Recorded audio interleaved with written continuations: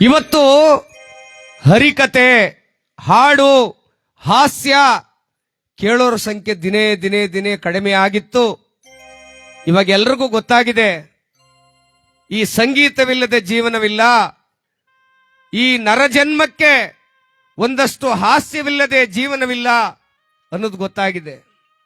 ನೋಡಿ, ಮೊದಲೆಲ್ಲ ಹೆಣ್ಮಕ್ಳು ಯಾರು ವಾಕಿಂಗ್ ಮಾಡ್ತಿರ್ಲಿಲ್ಲ ಅಲ್ವಾ ನಾರಾಯಣಣ್ಣ? ಯಾರು ವಾಕಿಂಗ್ ಮಾಡ್ತಿರ್ಲಿಲ್ಲ. ಮನೇಲಿ ಅವ್ರು ಮಾಡೋ ಕೆಲಸಗಳೇ ವಾಕಿಂಗ್ ಇಂತ ಹೆಚ್ಚಾಗ್ತಿತ್ತು. ಗಂಡಸ್ರಂತಿದ್ರು, ಓ ಏನ್ ಮನೇಲಿ ಕೂತಿದ್ದಿ, ಏನ್ ಕೆಲಸ ನಿನಗೆ, ಅಂತ ಕೆಲಸ ಏನು ಅಂತ. ಆದ್ರೆ ಹೆಣ್ಣು ಮಕ್ಕಳಿಗಿರುವಂತದ್ದು ಅಷ್ಟು ಕೆಲಸ ಗಂಡು ಮಕ್ಕಳ ಕೈಲಿ ಅಷ್ಟು ಕೆಲಸ ಆಗೋದಿಲ್ಲ. ಉದಾಹರಣೆಗೆ ಒಂದೇ ಒಂದಿನ ಒಂದು ಸಣ್ಣ ಮಗುನ ಮೇಂಟೈನ್ ಮಾಡೋಕ್ಕಾಗಲ್ಲ ಗಂಡಸರ ಕೈಲಿ, ಅಷ್ಟು ದುಡಿಮೆ ಇತ್ತಾಗ. ಈಗ ಮೊಗ ಎತ್ತುಗಳಕ್ಕೂ ಯಾವ ಕುರ್ಚಿಗಳು ಬಂದ್ಬಿಟ್ಟವೆ, ತಳ್ಕೊ ಹೋಗುದು. ಈ ಕುಷ್ಠರೋಗದವ್ರು ಬತ್ತಿದ್ರಲ್ಲ, ಓ ಅಯ್ಯ ಅಮ್ಮಯ್ಯ ಅಂತ, ಅವತ್ತಿನ ಕಾಲದಲ್ಲಿ ತಳ್ಕೊ ಬತ್ತಿರಲ್ಲ, ಹಂಗ ಐಕ್ಲ ಮನ್ಗಿಸ್ಕೊಂಡು ತಳ್ಕೊ ಹೋಯ್ತಾರೆ. ಆ ಎದೆ ಮೇಲೆ, ಆ ಸೊಂಟದ ಮೇಲೆ ಕೂರ್ಸ್ಕೊಂಡ್ರೆ ತಾಯಿ ಮಗುವಿನ ಬಾಂಧವ್ಯ ಗಟ್ಟಿ ಆಯ್ತಿತ್ತು. ಮಕ್ಕಳಿಗೆ ಅವರ ಆ ಹೃದಯ ಬಡಿತ ಆ ಮಗುವಿಗೆ ತಾಗ್ತಿತ್ತು ಅಂತ ಕಂಕ್ಳ ಮೇಲೆ ಕೂರ್ಸ್ಕತ್ತಿದ್ರು. ಇವಾಗ ಹಂಗಿಲ್ಲ, ತಳ್ಕೊ ಹೋಗುದು. ಈ ಕುಷ್ಠರೋಗದವ್ರು ಬಂದಾಗ ಭಿಕ್ಷೆ ಮಾಡ್ಕೊ ತಳ್ಕೊ ಹೋಯ್ತಾರಲ್ಲ, ಹಂಗೆ ತಳ್ಕೊ ಹೋಯ್ತಿದ್ರು.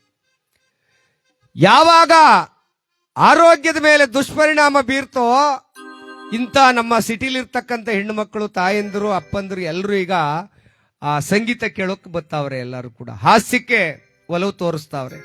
ನಾನು ಮೊದಲು ಹೇಳಿದಾಗೆ ಯಾರು ವಾಕಿಂಗ್ ಹೋಗ್ತಿರ್ಲಿಲ್ಲ ಆಗ, ಯಾಕೆಂದ್ರೆ BP ಶುಗರ್ ಯಾರಿಗೂ ಬರ್ತಿರ್ಲಿಲ್ವಲ್ಲ. ಇವಾಗ ನೋಡ್ಬೇಕು ನೀವು, ಬೆಳಗಿನ ಜಾವ 5 ಗಂಟೆಗೆ ಅಪ್ಪ ಪಾಂಡವಪುರದ ಕಾವಲಿಯರಿ ಮೇಲೆ ನಾನು ಪ್ರೋಗ್ರಾಮ್ ಮುಗಿಸ್ಕೊ ಹೋಗುವಾಗ ನೋಡ್ಬೇಕು ಅವ್ವ ಅವ್ವ ಅವ್ವ 5 ಜನ ಹೆಂಗಸರು ತಲೆಗೆ ಖರ್ಚೀಪ ಕಟ್ಕೊಂಡು, ಮಪ್ಳೇರ ಕಟ್ಕೊಂಡು, ಈ ಬೆರ್ಗ್ ಬಂದವ್ರು ಸುತ್ತಾರಲ್ಲ ಹಂಗೆ ಸುತ್ತಾರೆ, ಎತ್ತಿಂದತ್ತಾಗೆ ಅತ್ತಿಂದಿತ್ತಾಗೆ. ಎಲ್ಗೋಗಿದೆ ತಾಯಿ ಅಂತ ಅಂದ್ರೆ, ವಾ ಹಾಕೋಗಿದೆ, ವಾ ಹಾಕೋ, ಗೆಯ್ವಂಗಿಲ್ಲ ಗೆತ್ತುವಂಗಿಲ್ಲ, ತಿಂದು ತಿಂದು ತಿಂದು ಇಲಾಖೆಸಿನಂಗಾದ್ರೆ BP ಬರ್ದೆ ಏನ್ ಮಾಡೋದು, ಶುಗರ್ ಬರ್ದೆ ಏನ್ ಮಾಡೋದು. ನಮ್ಮ ಆಹಾರ ಪದ್ಧತಿನೂ ಕೆಟ್ಟೋಯ್ತಾ ಇದೆ. ಪ್ರತಿಯೊಬ್ಬರ ಮನೇಲೂ BP sugar, thyroid, cancer, heart attack, liver jaundice. ಯಾಕೆಂದ್ರೆ ಮಕ್ಕಳನ್ನ ತಂದೆ ತಾಯಿಗಳಾದವರು ಸರಿದಾರಿಗೆ ತರ್ತಾ ಇಲ್ಲ. ಮಕ್ಕಳಾದವರು ಕೂಡ ನನ್ನ ತಂದೆಯ ಕಷ್ಟ ಎಷ್ಟಿದೆ ಅಂತ ಅರ್ಥ ಮಾಡ್ಕೊಳ್ತಾ ಇಲ್ಲ. ರಾತ್ರಿ 2 ಗಂಟೆಯಲ್ಲಿ ನಾನು ಪ್ರೋಗ್ರಾಮ್ ಮುಗಿಸ್ಕೊಂಡು ಹೋದ್ರೆ ಸೇತುವೆ ಮೇಲೆ ಅಷ್ಟೊತ್ತಿನ ರಾತ್ರಿ ಎಣ್ಣೆ ಹೊಡಿತಾ ಕೂತಿರ್ತಾರೆ. ಗತಿ ಏನು? ಇವತ್ತೇನೇನು ಆಗ್ತಾ ಇದೆ?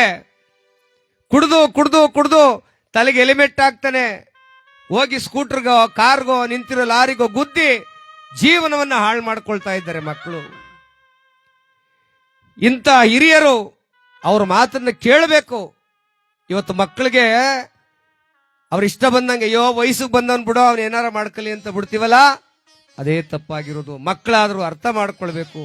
ಅಪ್ಪನ ಕಾಲನ್ನು ಒಮ್ಮೆ ನೋಡಿ, ಆ ಒಡೆದೋಗಿರುವಂತ ಕಾಲು, ಆ ಚಳಿ ಮಳೆ ಗಾಳಿ ಎಂದನೆ ಮಾಸಲಾಗಿರುವಂತ ಚಡ್ಡಿ ಅಂಗಿ. ಮಕ್ಕಳೇ, ಒಂದು ಸಾರಿ ಅವರ ಪಾದವನ್ನು ನೋಡಿ, ತಂದೆ ತಾಯಿಗಳ ಪಾದವನ್ನ. ಪ್ರತಿನಿತ್ಯ ನೀವು ಸ್ನಾನ ಮಾಡ್ತೀರಿ, ಹೊಸ ಬಟ್ಟೆ ಹಾಕೊಳ್ತೀರಿ, ಆದ್ರೆ ನಿಮ್ಮ ತಂದೆ ಎಷ್ಟು ದಿನಕ್ಕೊಮ್ಮೆ ಹೊಸ ಬಟ್ಟೆ ಹಾಕ್ತಾರಪ್ಪ. ನೆರಳಲ್ಲೋಗಿ ಕಾಲೇಜ್ಗೆ ಹೋಗ್ಬಾ ಅಂದ್ರೆ ನೀವು ಚಕ್ಕರ್ ಹೊಡೆದು ಸಿನಿಮಾಕ್ಕೆ ಹೋಗುವಾಗ ನೆನಪಿರ್ಲಿ, ನಿಮ್ಮಪ್ಪ ಬಿಸಿಲಲ್ಲಿ ದುಡಿತಾ ಇದ್ದಾನೆ ಅನ್ನೋದು ಮಕ್ಕಳಲ್ಲಿ ನೆನಪಿರ್ಲಿ. ನಿಮ್ಮ ತಾಯಿ ಬಿಸಿಲಲ್ಲಿ ಎಮ್ಮೆ ಮೇಯಿಸ್ಕೊಂಡು ಏನೋ ಅಷ್ಟೋ ಇಷ್ಟೋ ಸೊಪ್ಪು ಕುಯ್ತಾ ಇದ್ದಾಳೆ ಅನ್ನೋದು ಮಕ್ಕಳಲ್ಲಿ ಬರಲಿ. ಮನೆಗೆ ಬಂದ ತಕ್ಷಣ ಅಪ್ಪ ಅಮ್ಮ ಏನ್ ಮಾಡ್ತಾ ಇದ್ದಾರೆ, ಅವ್ವ ಹೆಂಗಿದೀಯ ಅಪ್ಪ, ಏನ್ ಮಾಡ್ತಾ ಇದೀಯಪ್ಪ, ಏನ್ ಮಾಡ್ಲಿ ಅಂತ ಇವತ್ತಿನ ಮಕ್ಕಳು ಕೇಳ್ತಾ ಇಲ್ಲ. ಮನೆಗೆ ಬಂದ ತಕ್ಷಣ ಮೊಬೈಲ್ ಹಿಡ್ಕೊಂಡು ಕೂತ್ಕೋತಾ ಇದ್ದಾರೆ, TV ಹಾಕೊಂಡು ಕೂತ್ಕೋತಾ ಇದ್ದಾರೆ. ಅಪ್ಪನ ಕಷ್ಟವನ್ನ, ಆ ತಾಯಿಯ ಕಷ್ಟವನ್ನ ಅರ್ಥ ಮಾಡ್ಕೊಳ್ಳೋದು ತುಂಬಾ ಕಷ್ಟವಾಗ್ತಾ ಇದೆ. ಯಾಕೆ ಈ ಮಾತನ್ನು ಹೇಳಬೇಕು ಈ ಸಮಾಜಕ್ಕೆ ಅಂದ್ರೆ, ಒಬ್ಬ ಪ್ರತಿದಿನ ಈ ತರದ ಕಾರ್ಯಕ್ರಮಗಳನ್ನು ಮಾಡುವಾಗ ಎಷ್ಟೋ ಚಿಕ್ಕ ಚಿಕ್ಕ ಮಕ್ಕಳು ಆಕ್ಸಿಡೆಂಟ್ ಆಗಿ ಸತ್ತೋಗಿದ್ದಾರೆ. ಒಬ್ಬನೇ ಮಗ ರಾತ್ರಿ ಟೈಮಲ್ಲಿ ಕುಡಿದು ಹೆಲ್ಮೆಟ್ ಹಾಕ್ತೇನೆ ಯಾವುದೋ ಲಾರಿಗೆ ಗುದ್ದಿ ಬೆಳಿಗ್ಗೆ ಹೊತ್ತಿಗೆ ಹೆಣವಾಗಿ ಬರ್ತಾ ಇದ್ದಾರೆ ಹುಡುಗರು. ಕುಡಿತಾ ಇರ್ತಕ್ಕಂಥದ್ದು ಒಳ್ಳೇದಲ್ಲ, ವಿಷ. ನಿತ್ಯವೂ ನೋಡಿ, ನಮ್ಮ ಅಣ್ಣವ್ರು ಹೇಳಿದ್ರು, ಶ್ರೀಕಂಠೇಗೌಡರು ಕುಟುಂಬ ವ್ಯವಸಾಯದಲ್ಲಿ ಬಹಳ ಶ್ರದ್ಧೆ ಇತ್ತು ಅಂತ. ಇವತ್ತಿನ ಮಕ್ಕಳಲ್ಲಿ ಆ ಶ್ರದ್ಧೆ ಇದೆಯಾ? ಆ ಶ್ರದ್ಧೆ ಇದೆಯಾ? ರಾಜಕಾರಣಿಗಳ ಹಿಂಬಾಲಕರಾಗಿ ನಾಯಿ ತರ ಅಲಿತಾ ಇದ್ದಾರೆ ನಮ್ಮ ಯುವಕರು. ಅವ್ವಾ, ನನ್ನ ಮಾತು ತಪ್ಪು ಅನ್ಸೋದ್ರೆ ಅಥವಾ ಸರಿ ಅನ್ಸಿದ್ರೆ ನಿಮ್ಮ ಮಕ್ಕಳಿಗೆ ಒಂದಷ್ಟು ತಿಳುವಳಿಕೆ ಹೇಳಿ. ಜೀವನ ನಶ್ವರ. ಇವತ್ತು ಆಯುಸ್ ಯಾರಿಗೂ ಸಿಗ್ತಾ ಇಲ್ಲ. ಎಲ್ಲ ಹಳ್ಳಿಗಳಲ್ಲೂ 100 ವರ್ಷದ ಮುದುಕರು ಕಾಣ್ತಾ ಇದ್ರು. ಇವತ್ತೆಲ್ಲಿದ್ದಾರೆ ಸ್ವಾಮಿ? ಎಲ್ಲಿದ್ದಾರೆ? ನಾವು ಮಾಡಬಾರದು ಅನ್ಯಾಯ ಮಾಡ್ತಾ ಮಾಡ್ತಾ ಕರೋನಾದಂತ ಮಹಾಮಾರಿ ಬಂದು ಎಲ್ಲರನ್ನು ತಗೊಂಡೋಯ್ತು. ಆದ್ರೆ ಒಂದು ಪಾಠವನ್ನು ಕಲಿಸೋಯ್ತು. ಏನು? ಸಂಬಂಧಗಳು ಹೆಂಗಿರ್ಬೇಕು, ಒಟ್ಟಾಗಿ ಕೂತ್ಕ ಹೆಂಗ್ ಊಟ ಮಾಡಬೇಕು ಅನ್ನೋದು ಕಲಿಸ್ತು. 3 ತಿಂಗಳು ಮನೆಯಿಂದ ಈಚೆಗೆ ಬರಲಿಲ್ಲ ಯಾರು. ಒಟ್ಟಿಗೆ ಕೂತ್ಕ ಊಟ ಮಾಡ್ತಿದ್ರು, ಒಟ್ಟಿಗೆ ಮಾತಾಡ್ತಿದ್ರು, ಕಷ್ಟ ಸುಖ ಹಂಚ್ಕೊಳ್ತಾ ಇದ್ರು. ಆ ಸಂಬಂಧಗಳಿಗೆ ಗಟ್ಟಿ ಆಗಬೇಕವ್ವ. ಆ ಸಂಬಂಧಗಳು ಗಟ್ಟಿ ಆದ್ರೆ ಮನುಷ್ಯನಿಗೆ ಆಯಸ್ಸು ಗಟ್ಟಿ ಆಗ್ತದೆ. ಮನುಷ್ಯನ ಆ ಒಂದು ಏನು ಪ್ರಾಮಾಣಿಕತೆ ಇದೆಯೋ ಅದು ಭಗವಂತನಿಗೂ ಮೆಚ್ಚುಗೆ ಆಗ್ತದೆ. ಇವತ್ತು ನೀವೇ ನೋಡಿದ್ರಲ್ಲ, ಮಂಡ್ಯ ತಾಲೂಕಿನಲ್ಲಿ ದುರಾಸೆ ಮನುಷ್ಯ, ಈ ನರಮಾನವ ಆಸ್ತಿಗೋಸ್ಕರವಾಗಿ ತಮ್ಮನನ್ನೇ, ಸ್ವಂತ ರಕ್ತ ಹಚ್ಕೊಂಡು ಹುಟ್ಟಿದಂತ ತಮ್ಮನನ್ನೇ ಚುಚ್ಚಿ ಚುಚ್ಚಿ ಚುಚ್ಚಿ 32 ಬಾರಿ ಚುಚ್ಚಿ ಸಾಯಿಸ್ಬಿಟ್ರಲ್ಲ. ಇವತ್ತು ಅಣ್ಣ ತಮ್ಮಂದ್ರ ಬಾಂಧವ್ಯ ಎಲ್ಲಿದೆ? ಅಕ್ಕ ತಂಗಿಯರ ಬಾಂಧವ್ಯ ಎಲ್ಲೋಗ್ತಾ ಇದೆ? ನನ್ನ ಪಾಡು ನನಗೆ, ನಿನ್ ಪಾಡು ನಿನಗೆ. ಅಣ್ಣನಾದವನು ಸೋತಿದ್ರೆ 3 ದಿನದಲ್ಲಿ ಮದುವೆ ಇತ್ತು. 21ನೇ ತಾರೀಕು, ಈ ತಿಂಗಳು 21ನೇ ತಾರೀಕಲ್ಲಿ ಪಾಪ ಅವನಿಗೆ ಮದುವೆ ಆಗ್ಬೇಕಾಗಿತ್ತು. ನೀವೆಲ್ಲ ನೋಡಿದ್ದೀರಲ್ವಾ ಟಿವಿಲಿ, ಮೊಬೈಲಲ್ಲಿ ನೋಡಿದ್ದೀರಲ್ವಾ? ಚುಚ್ಚಿ ಚುಚ್ಚಿ ಸಾಯಿಸ್ಬಿಟ್ರು. ಈಗ ನೆಮ್ಮದಿಯಾಗಿದ್ದಾರೆ ಅವರು. ಜೈಲಿಗೆ ಹೋಗಿದ್ದಾರೆ. ಆಸ್ತಿನೂ ಇಲ್ಲ, ಮನೇನೂ ಇಲ್ಲ, ನೆಮ್ಮದಿನೂ ಇಲ್ಲ. ಆ ಹುಡುಗ ಸತ್ತೋದ ಪಾಪ, ತಾಯಿ ಇಲ್ಲದ ಮಗ. ಈ ರೀತಿಯ ದುಷ್ಕೃತ್ಯಕ್ಕೆ ಯಾರು ಒಳಗಾಗಬೇಡಿ ಅವ್ವ. ಯಾಕೆಂದ್ರೆ ಇರುದು 3 ದಿನದ ಸಂತೆ. ಅಹಂಕಾರ. ಯಾರು ನಿಮ್ಮ ಮನೆಗೆ ಒಂದು ತುತ್ತು ಅನ್ನ ಹಾಕಿರ್ತಾರೋ ಅವ್ರನ್ನ ಮುಪ್ಪಿನವರೆಗೂ ನೆನೆಸ್ಕೊಳ್ಳಿ. ಭಗವಂತ ಆ ಶ್ರೀಮನ್ನಾರಾಯಣಲ್ಲಿ ನಿಂತಿದ್ದಲ್ಲ, ಅವನು ಕಾಪಾಡ್ತಾನ. ಅದಕ್ಕೆ ಹೇಳ್ತಾರೆ, ಯಾಕೋ ಬಡದಾಡ್ತಿ ತಮ್ಮ ಮಾಯಾ ಮೆಚ್ಚಿ, ಈ ಸಂಸಾರ ನೆಚ್ಚಿ, ಒಂದಲ್ಲ ಒಂದು ದಿನ ಹೋಗುವಾಗ ಕಣ್ಣು ಮುಚ್ಚಿ. ಏನ್ ತಗೊಂಡೋಯ್ತೀವಪ್ಪ ನಾವು? ಏನ್ ತಗೊಂಡೋಯ್ತೀವಿ ನೋಡಿ. ಸ್ವಲ್ಪ ದಿನಗಳ ಹಿಂದೆ 3 ಜನ ಮಕ್ಕಳು, ಅಪ್ಪನ ಹತ್ರ 1 ಕೋಟಿ ದುಡ್ಡಿತ್ತಂತೆ. ಎಲ್ಲಾರ್ಗು ಹೇಳ್ತಾ ಇದ್ದೀನಿ ಇದನ್ನ. ಇಂಥ ಅವಿವೇಕಿ ಮಕ್ಕಳಿಗೆ ಬುದ್ಧಿ ಹೇಳಿತಾವು. 1 ಕೋಟಿ ದುಡ್ಡುಗೋಸ್ಕರ ಅಪ್ಪ ಮಲಗಿದ ಹೊತ್ತಲ್ಲಿ 3 ಮಕ್ಕಳು ಸೇರ್ಕೊಂಡು ನಾಗರಾವ್ ಹಿಡ್ಕ ಬಂದು ಕಚ್ಚಿಸವ್ರೆ ಅಪ್ಪನಿಗೆ. ಕಚ್ಚಿ ಸಾಯಿಸಿ ಸ್ವಲ್ಪ ದಿನ ಆದ್ಮೇಲೆ ಗೊತ್ತಾಗಿದೆ ಇವರು ನಾಗರಾವ್ ಹಿಡ್ಕ ಬಂದು ಕಚ್ಚವ್ರೆ ಅಂತೇಳಿ. ಇವತ್ತು ಜೈಲಲ್ಲಿದ್ದಾರೆ ಅವರು. ತಂದೆ ಕಳ್ಕೊಂಡ್ರು, ತಾಯಿ ಅನಾಥಳಾದ್ಲು, 3 ಜನ ಜೈಲಲ್ಲಿದ್ದಾರೆ. ಇದೆಲ್ಲ ಬೇಕವ್ವ? ಯಾತಕ್ಕೋಸ್ಕರ ಇದೆಲ್ಲ ಆಸೆ? ಏನು ಹೊತ್ಕೊಂಡು ಹೋಗ್ತಾ ಇದ್ದೀವಿ? ಶ್ರೀಕಂಠೇಗೌಡರು ಇಷ್ಟು ಭವ್ಯವಾದ ಮನೆಯನ್ನ, ಆಸ್ತಿಯನ್ನ, ಅಂತಸ್ತನ್ನ ಎಲ್ಲ ಬಿಟ್ಟು ಹೋದ್ರು. ಏನಾದ್ರು ತಗೊಂಡೋಗಿದ್ದಾರೆ. ಯಾವುದನ್ನ? ಅವ್ರು ಇಂಥ ಪುಣ್ಯಾತ್ಮರ ಬಾಯಲ್ಲಿ ಒಳ್ಳೆ ಮಾತು ಹೇಳಿದ್ರಲ್ಲ, ಅದನ್ನ ತಗೊಂಡೋಗಿದ್ದಾರೆ. ಪುಣ್ಯವನ್ನ ತಗೊಂಡೋಗಿದ್ದಾರೆ. ನನ್ನ ಮಾತು ಸರಿ ಅನ್ಸಿದ್ರೆ ಒಂದು ಜೋರಾಗಿ ಚಪ್ಪಾಳೆ ನೀಡಿ ದಯಮಾಡಿ.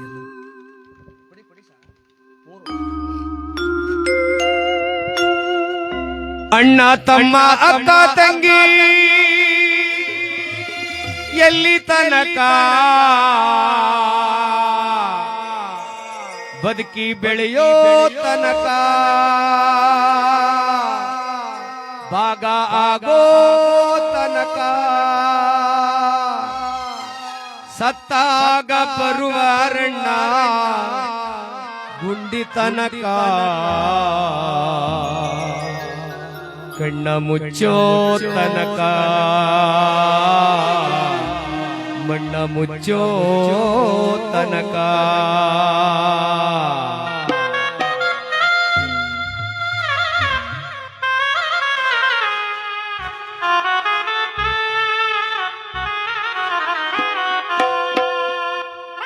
ಯಾಕೆ ಬಡದಾಡ್ತೆ ತಮ್ಮ, ಯಾಕೆ ಬಡದಾಡ್ತೆ ತಮ್ಮ ಮಾಯಾ ಮೆಚ್ಚಿ ಸಂಸಾರ ನೆಚ್ಚಿ ನೀನೋಗದರಿಯೇ ತಮ್ಮ ಕಣ್ಣ ಮುಚ್ಚಿ ಮ್ಯಾಲ್ ಮಣ್ಣ ಮುಚ್ಚಿ ನೀನೋಗದರಿಯೇ ತಮ್ಮ ಕಣ್ಣ ಮುಚ್ಚಿ ಮ್ಯಾಲ್ ಮಣ್ಣ ಮುಚ್ಚಿ ಯಾಕೆ ಬಡದಾಡ್ತಿ ತಮ್ಮ, ಯಾಕೆ ಬಡದಾಡ್ತಿ ತಮ್ಮ ಮಾಯಾ ಮೆಚ್ಚಿ ಸಂಸಾರ ನೆಚ್ಚಿ ನೀನೋಗಾದರಿಯೇ ತಮ್ಮ ಕಣ್ಣ ಮುಚ್ಚಿ ಮ್ಯಾಲ್ ಬಣ್ಣ ಮುಚ್ಚಿ.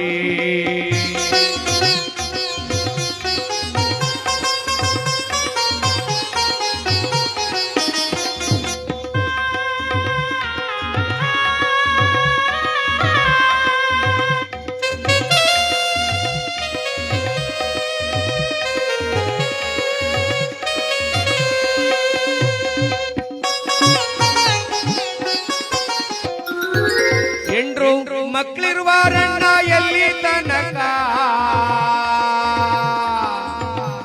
ಅಣ್ಣಯ್ಯ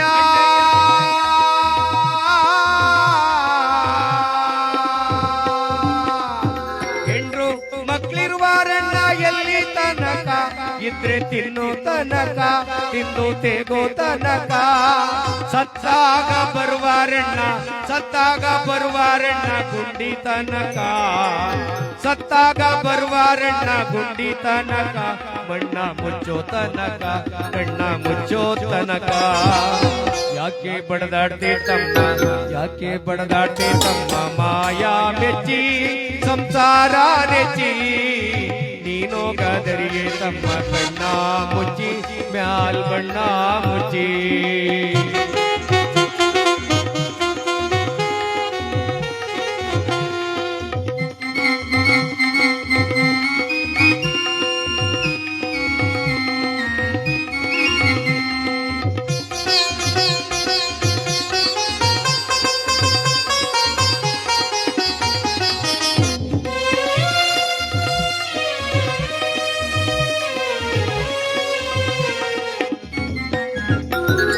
ಹೆಣ್ಣು ಹೊನ್ನು ಮಣ್ಣು ನಿನ್ನದು ಎಲ್ಲಿ ತನಕ ಹೆಣ್ಣು ಹೊನ್ನು ಮಣ್ಣು ನಿನ್ನದು ಎಲ್ಲಿ ತನಕ ನಿನ್ನ ಕೊರಳಿಗೆ ಕುಣಿಕೆ ಬೀಳೋ ತನಕ ನಿನ್ನ ಕೊರಳಿಗೆ ಕುಣಿಕೆ ಬೀಳೋ ತನಕ ನಿನ್ನಾಸೆ ಪ್ರಾಣ ಪಕ್ಷಿ ಹಾರೋ ತನಕ ನಿನ್ನಾಸೆ ಪ್ರಾಣ ಪಕ್ಷಿ ಹಾರೋ ತನಕ ಕಳಚಯ್ಯ ಮಾಯದ ಪೊರೆಯ ಮುಕ್ತಿ ಒಂದಕ ಕಳಚಯ್ಯ ಮಾಯದ ಪೊರೆಯ ಮುಕ್ತಿ ಒಂದಕ. ಯಾಕೆ ಬಡದಾಡ್ತೆ ತಮ್ಮ ಯಾಕೆ ಬಡದಾಡ್ತೆ ತಮ್ಮ ಮಾಯಾ ಮೆಚ್ಚಿ ಸಂಸಾರ ನೆಚ್ಚಿ ನೀನೋಗಾದರಿಯೇ ತಮ್ಮ ಕಣ್ಣ ಮುಚ್ಚಿ ಮ್ಯಾಲ್ ಬಣ್ಣ ಮುಚ್ಚಿ ನೀನೋಗಾದರಿಯೇ ತಮ್ಮ ಕಣ್ಣ ಮುಚ್ಚಿ ಮ್ಯಾಲೇ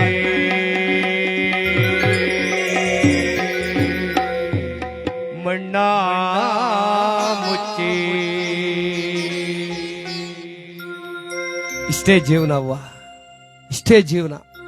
ಮಕ್ಕಳಿಗೆ ಹೇಳ್ಕೊಡಿ ಅತಿ ಆಸೆ ಗತಿಗೇಡು.